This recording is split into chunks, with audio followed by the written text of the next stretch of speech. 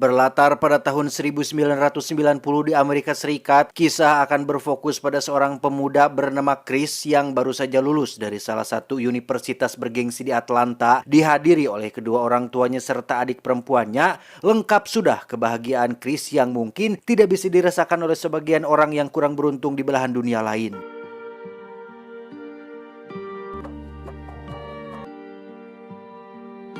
Mereka pun pergi ke restoran untuk merayakan kelulusannya. Sebagai hadiah spesial, sang ayah bermaksud akan membelikan mobil baru menggantikan mobil Datsun tuanya yang nampak sudah karatan. Alih-alih akan senang, justru niat baik ayahnya harus berakhir dengan sedikit perdebatan ketika Chris yang punya prinsip hidup sederhana dan tak bermewah-mewah pun mengaku tidak membutuhkannya karena masih bisa jalan, jarang mogok. Jika bapak dan ibu malu sama tetangga atau orang sekitar punya anak pakai mobil rongsokan, ya itu urusan mereka. Kenapa harus kita yang repot? Tidak salah memang pemikiran Chris, hanya saja dalam hal ini bapak dan ibunya hanya ingin memberikan hadiah spesial saking bahagianya mereka kepada yang menjadi anak sendiri sudah berhasil lulus dengan nilai yang sangat bagus. Namun ternyata Chris sudah salah paham menanggapi niat baik tersebut, dan ya, Anda yang menonton bisa menilai sendiri bahwa ada perbedaan besar antara hidup sederhana dan bersyukur.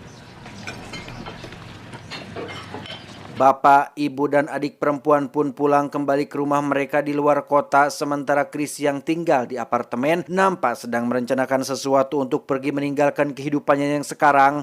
Ya, Chris berencana menghilang dengan alasan ingin hidup sederhana tanpa ketergantungan pada uang orang tuanya. Ia mendonasikan uang tabungannya sebesar $24.000 atau senilai 300 juta rupiah lebih kepada yayasan dan melenyapkan seluruh identitasnya agar benar-benar menjadi orang bebas tanpa terikat dengan hukum dan aturan dunia modern.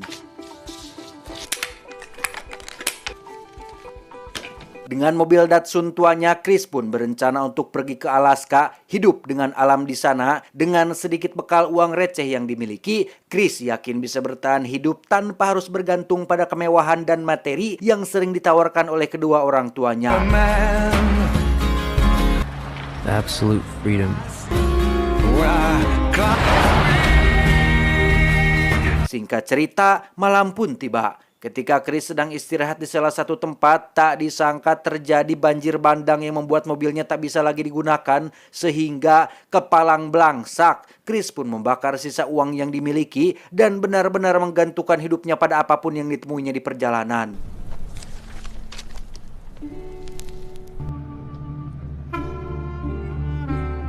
2 bulan berlalu, Chris akhirnya tiba di Arizona dengan berjalan kaki. Ia pun memutuskan untuk mengganti namanya dengan Alexander Supertramp, yang artinya Alexander sang petualang super, dengan maksud agar tidak ada satupun orang yang mengenalinya ataupun melacak keberadaannya.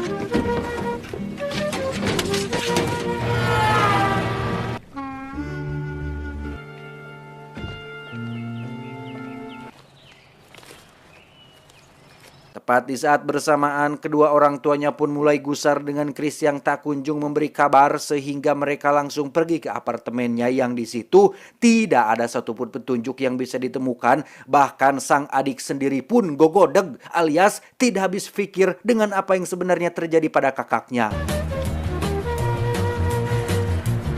Kembali pada Chris yang tak sengaja bertemu dengan om dan tante yang merupakan pasangan hippie petualang, di mana Chris diberikan tumpangan, bahkan diberikan makanan, diajak tinggal bersama dengan mereka berdua, yang di situ Chris saling tukar pikiran, tukar pengalaman dengan si om dan tante.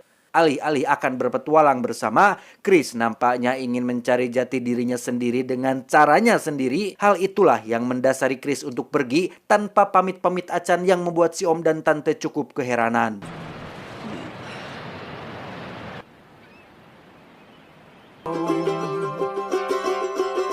Kembali berjalan tanpa arah dan tujuan yang pasti, Chris akhirnya bertemu dengan orang baru, kita panggil saja si petani. Sama seperti si om dan tante, si petani ini memperlakukan Chris dengan sangat baik, bahkan mengizinkannya untuk bekerja membantunya saat panen.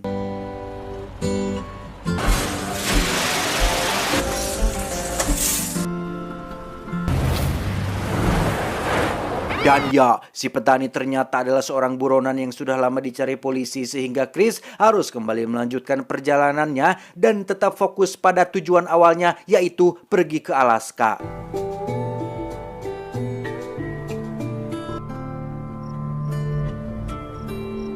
1 bulan berlalu, Chris akhirnya tiba di Sungai Colorado. Dari hasil bekerja di tempat si petani, Chris pun membeli sebuah kayak dan mendatangi kantor petugas keamanan sungai agar bisa diizinkan mendayung. Tetapi tanpa pengalaman dan surat izin yang resmi, Chris pun dilarang melakukannya sehingga ia pun nekat mendayung tanpa izin meski harus dikejar-kejar oleh pihak petugas keamanan. Helmet, man!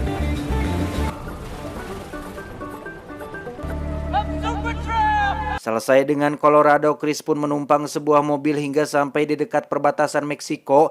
Masih dengan sisa upah bekerja di tempat si petani, Chris pun membeli persediaan makanan ala kadarnya dan kembali mengarungi sebuah sungai dengan perahu kayaknya hingga tak sengaja memasuki perbatasan Meksiko.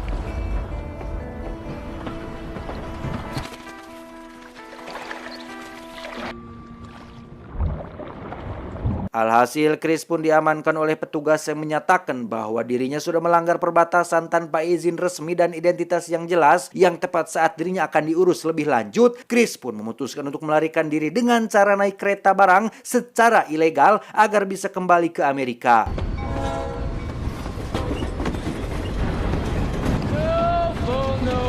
Tibalah Chris di pusat kota Los Angeles. Alih-alih akan survive di alam liar dan hidup seperti Larry, ia justru harus kembali ke pusat kota dengan kondisi barunya yang tanpa identitas, sehingga dengan sangat terpaksa Chris pun harus berakhir sebagai gelandangan yang membuatnya tidak punya pilihan lain selain pergi ke salah satu tempat penampungan sementara bagi para pengemis dan gelandangan. Namun saat melihat kondisi perkotaan yang mengingatkan pada dirinya yang dahulu, Chris pun menjadi sangat benci dan memutuskan untuk kembali kabur dengan cara naik kereta secara ilegal lagi.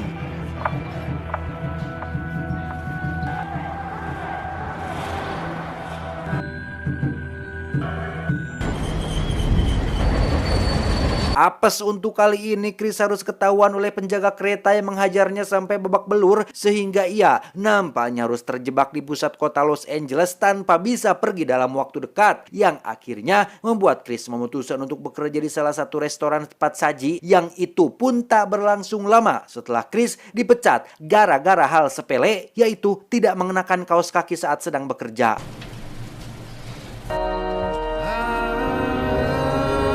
Alhasil karena tak punya uang untuk ongkos naik kendaraan umum dan kapok jika harus menumpang secara ilegal lagi, Chris pun harus berjalan kaki keluar dari pusat kota Los Angeles yang sungguh betapa belangsaknya si Chris ini saat ia harus berjalan kaki puluhan bahkan mungkin ratusan kilometer tanpa belum mendapat tumpangan dari siapapun, sehingga sekali lagi pikirkan matang-matang sebelum Anda mengambil suatu keputusan.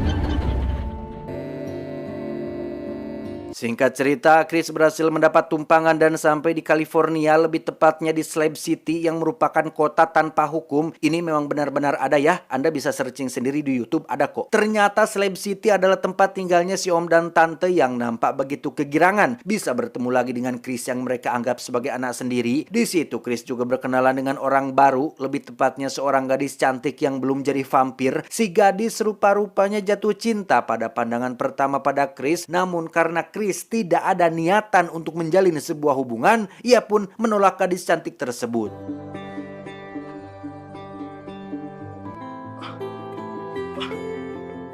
Tiga bulan tinggal di Slab City, Chris yang masih berambisi untuk pergi ke Alaska pun memutuskan untuk melanjutkan perjalanannya dan berpamitan kepada si om dan tante, termasuk si gadis yang nampak cukup berat melepas kepergiannya.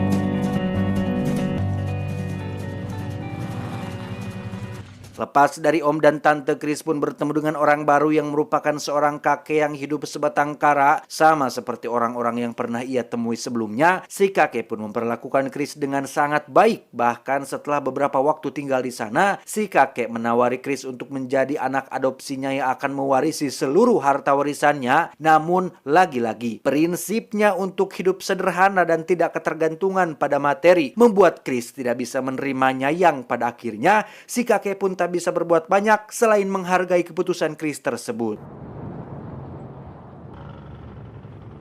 Dengan bantuan si kakek, Chris akhirnya sampai juga di lokasi yang menjadi tujuan awalnya, yaitu Alaska. Namun kedatangannya bertepatan dengan musim dingin yang membuat seluruh wilayah ini tertutup salju. Tetapi hal itu tidak membuat Chris mundur dan justru lebih bersemangat untuk melakukan berbagai aktivitas alam liar seperti berburu, bebakaran, berkemah, dan lain sebagainya.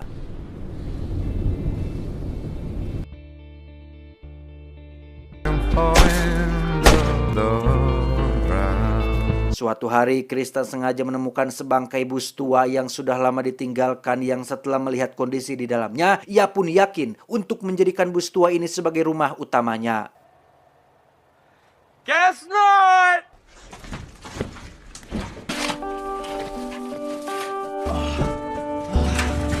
Kegiatan sehari-hari Chris dihabiskan dengan membaca buku dan berburu hewan liar seperti ikan, burung, careh, ganggarangan, kerut, dan binatang apapun yang bisa dimakan. Dan tidak lupa, setiap harinya Chris selalu mencatat segala aktivitas dan seluruh kisah perjalanannya dalam sebuah buku catatan pribadi.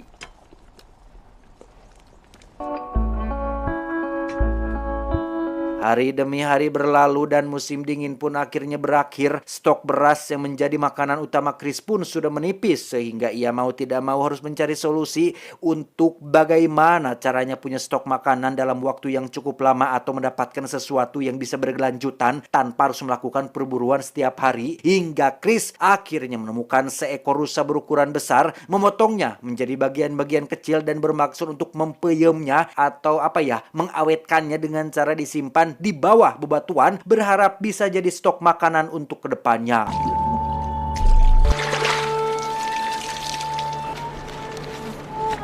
No! No! Dan ya, sungguh betapa kecewa dan lemasnya si Chris saat mendapati daging rusanya sudah dipenuhi oleh belatung yang memang bodoh sekali menganggap cara ini sebagai teknik pengawetan, yang pada akhirnya Chris pun mulai sadar bahwa alam tidak selalu bisa memberikan kebahagiaan seperti yang ia idam-idamkan sebelumnya. You're crazy breed. Chris pun kembali ke dalam bus dan melanjutkan aktivitas menulis dan membaca bukunya. Di situ secara kebetulan ia menemukan sebuah quotes atau kutipan yang berbunyi, "Kebahagiaan yang sesungguhnya adalah kebahagiaan yang bisa dibagikan ke orang lain, dan tidak ada kebahagiaan yang lebih berarti bagi seorang lelaki selain menemukan pasangan hidup dan memiliki keturunan."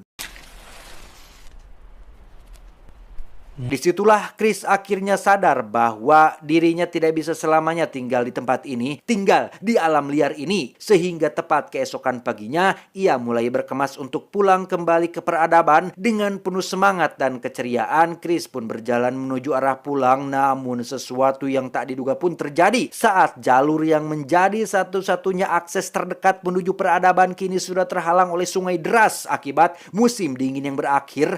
Betapapun Chris berusaha, ia tetap tidak bisa melewati sungai tersebut, sehingga pada akhirnya Chris mau tidak mau harus kembali ke dalam bus tersebut.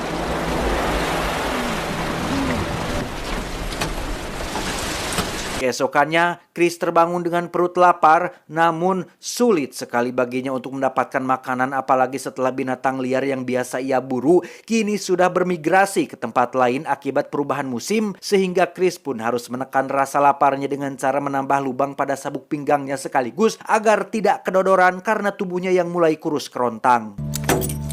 For a moment, she reads. Untungnya Chris membawa banyak sekali buku, salah satunya buku biologi botani yang terdapat beberapa pengetahuan tentang tanaman apa saja yang aman untuk dimakan, yang setelah menemukan berbagai buah-buahan kecil seperti cecenet, kersen, dan pentil kerud, Chris pun menemukan sejenis umbi-umbian, lebih tepatnya semacam kentang liar yang ia pun langsung mengkonsumsinya tanpa tahu jenis kentang apa itu.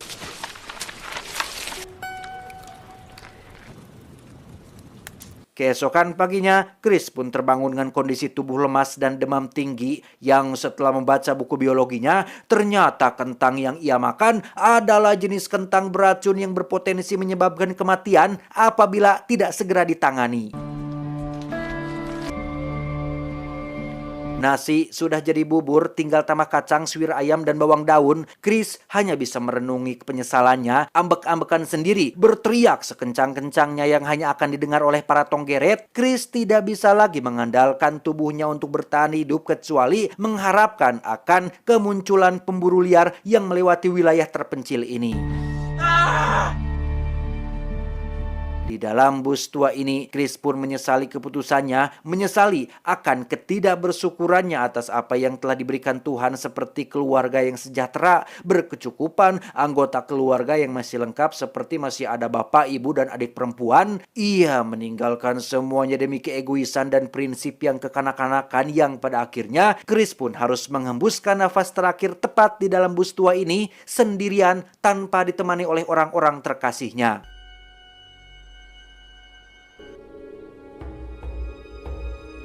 2 minggu kemudian, sekelompok pemburu liar pun menemukan jasad Chris di dalam bus berikut buku catatan pribadinya untuk kemudian diadopsi oleh seorang penulis terkenal bernama John Crocker dalam sebuah buku berjudul Into the Wild.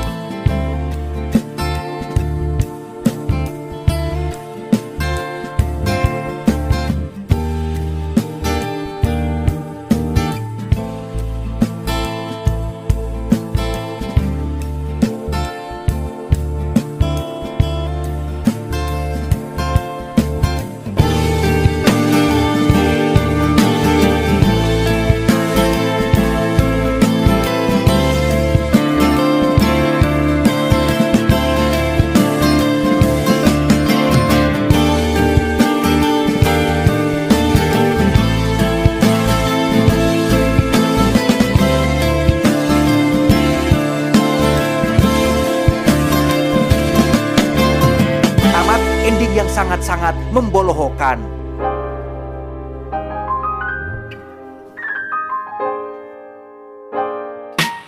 Ini menjadi pelajaran penting bagi kita semua bahwa ada perbedaan besar antara kesederhanaan dan kebelangsakan. Alih-alih hidup dengan alam, malah jatuhnya lebih ke cari penyakit sih. Sudah bagus hidup di kota dengan kondisi perekonomian keluarga yang baik. Orang mah banyak yang ingin lahir dari keluarga kaya, masih punya bapak, ibu, saudara. Chris malah meninggalkan itu semua. Materi memang tidak menjamin kebahagiaan, bro. Tapi setidaknya bisa menunjang untuk mencapai kebahagiaan itu. Kurang kumaha, bapaknya ingin membelikan mobil baru, Chris malah menolak. Kok cenah katanya teh ingin hidup dengan alam, tapi pada akhirnya kan tetap juga pakai mobil Datsun tuanya untuk melakukan perjalanan. Katanya ingin hidup tanpa ketergantungan pada materi, tapi kan tetap beli beras pakai duit. Katanya ingin hidup tanpa terikat dengan hal-hal modern, kok tetap tinggal di dalam bus yang dibuat di zaman modern. Mangga, mamam kunyalira, leg-leg kusorangan penyesalanmu, yang setidaknya bisa menjadi pelajaran bagi yang masih hidup bahwa jangan terlalu idealis, jangan terlalu egois, dan satu lagi, jangan sok-sokan hidup dengan alam sebelum punya pengalaman yang mumpuni dan sebelum belajar kepada Dede Inon. Pesan yang bisa kita ambil dari film ini adalah bersyukur dengan apa yang ada dan bersabar dengan apa yang belum ada. Ingat, bukan bahagia yang membuat kita bersyukur, tetapi bersyukur itulah yang akan menjadikan hidup kita bahagia. Saya John, mewakili jajaran direksi IQ7 yang bertugas mengucapkan terima kasih dan sampai jumpa di video selanjutnya. Adios, pentil hitam kalajengking.